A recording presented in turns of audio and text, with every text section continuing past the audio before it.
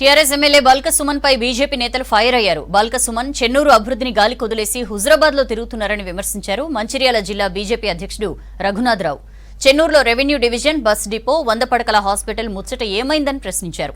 ఇచ్చిన హామీలను నెరవేర్చలేకనే పక్క నియోజకవర్గాల్లో తిరుగుతున్నారని ఫైర్ అయ్యారు. సీఎం కేసీఆర్ కి బాల్క సుమన్ బానిసలా మారారని విమర్శించారు చెన్నూరు బీజేపీ ఇన్ఛార్జ్ అందుగుల శ్రీనివాస్.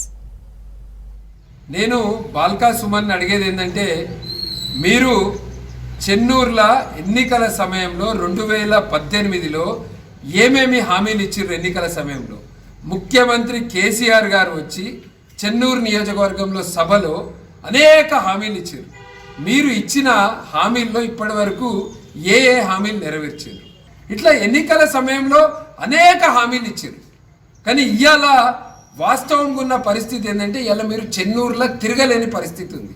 మరి నువ్వు నీ చెన్నూరు నియోజకవర్గాన్ని వదిలేసి నాగార్జున సాగర్ ఎన్నికలలో చేసింది ఏంటిది? దుబ్బాక ఎన్నికలలో చేసింది ఏంటిది? హైదరాబాద్ జిహెచ్ఎంసీ ఎన్నికలలో చేసింది ఏంటిది? ఈరోజు హుజరాబాద్లో నువ్వు చేస్తున్నది ఏంటిది? హుజరాబాద్ కమలాపూర్లో నువ్వు చేస్తున్నది ఏంటిది?